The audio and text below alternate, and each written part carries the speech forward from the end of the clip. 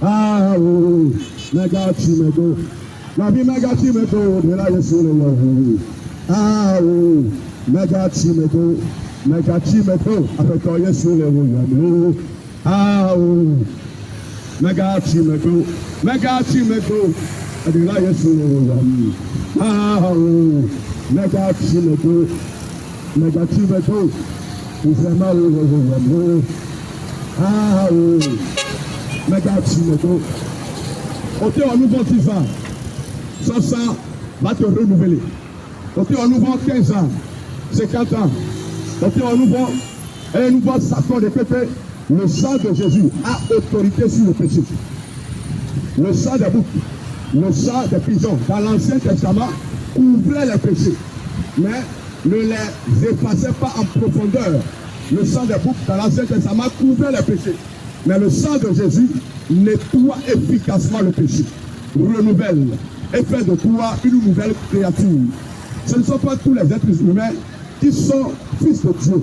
On peut être créature de Dieu et ne pas être fils de Dieu. Qu'est-ce que je vais manger? Avec quoi je vais me vêtir? Le cas de Maïmotieu, ce sont de très bonnes questions. Mais la question primordiale qu'on doit se poser quotidiennement, c'est où ira mon âme après la mort? Où ira mon âme après la mort? Où ira mon âme lorsque Jésus sera de retour? Nous devons nous préparer quotidiennement. Nous devons nous préparer quotidiennement. Car il dit, je serai de retour. Je serai de retour comme un voleur. Puis cela dit, je serai de retour comme un voleur. Et la caractéristique principale du voleur, nous la maîtrisons tous. C'est que le voleur ne prévient jamais le volé. En ce qui concerne les chrétiens ne seront pas surpris. Mais le monde païen sera surpris. Donc, battez-vous. Battez-vous contre France et Marie. Non, non, Kassa Zalani a dit, demandez la longévité. Tout en oubliant l'éternité, c'est demander le secondaire. Tout en oubliant le principal. Demandez la bénédiction. Tout en oubliant la question d'éternité ou bien le salut, c'est demander le secondaire. Tout en oubliant le principal. Quand nous prenons l'histoire de Lazare, parce que c'était l'intéressé, parce qu'il a fait le déplacement du tombeau de Lazare pour le ressusciter. Il y a la vie physique et il y a la vie spirituelle. Il y a la mort physique et il y a la mort spirituelle. Vous pouvez être vivant de corps et mort spirituellement. Si vous n'avez pas Jésus dans votre vie, vous n'avez pas la vie spirituelle. Donc, tout homme est pécheur, je réitère. Quand vous naissez sur cette terre, vous naissez pécheur. Parce que vous héritez du péché adamique. Et que Adam sans rien faire, vous héritez de ce péché originel. Maintenant, le péché que vous commettez est un péché effectif. Le péché que vous commettez est un péché effectif qui découle du péché originel. Reviens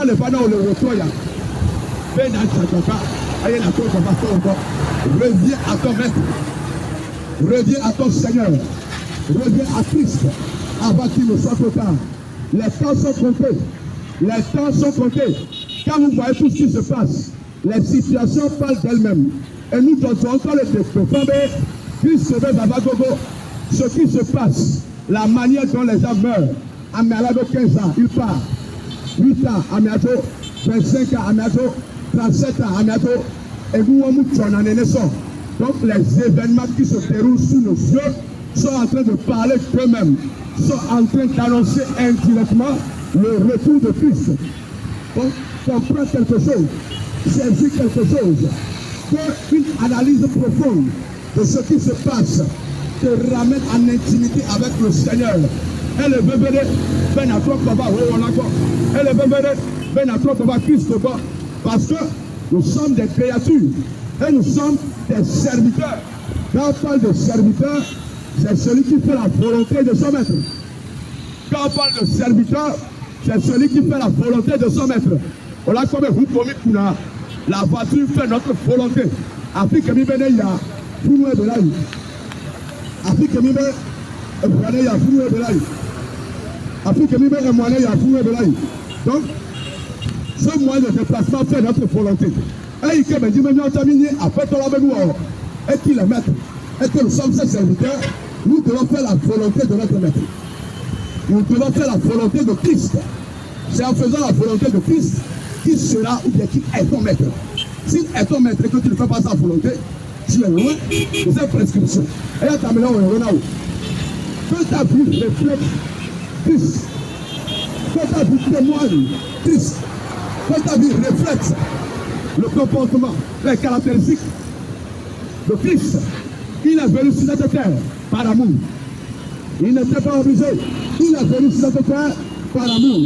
Et ça me dit Koukouna, celui-là qui a fait le déplacement de la terre et qui a rendu l'âme à ta place, il t'appelle. Réponds à l'appel de Jésus ce soir. Réponds à l'appel de Christ ce soir. Demain pourrait être trop tard. Demain pourrait être trop tard. Dans le cercueil, il n'y a pas de conversion. Dans le cercueil, il n'y a pas de repentance. Dans le cercueil, les carottes sont cuites. Mais s'il y a la vie, il y a de l'espoir. Quel espoir? L'espoir de repentance. L'espoir d'aller vers la perfection. Et bien, on va le passer au temps, on tente d'aller vers la perfection. C'est en cela que Jésus viendra à ton secours.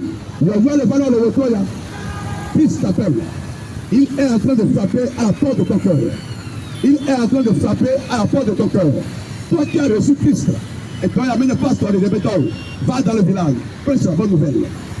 Dans le marché, la bonne nouvelle. Au service de manière intelligible, la bonne nouvelle. Il ne faut pas aller crier sur les gens, mais il faut passer par un message silencieux pour parler de Jésus. Notre comportement doit parler de Jésus. Quand vous voyez la mer témoigne de la puissance de Dieu. Quand vous allez à la plage, quand vous voyez les montagnes témoignent de la puissance et de la grandeur de Dieu.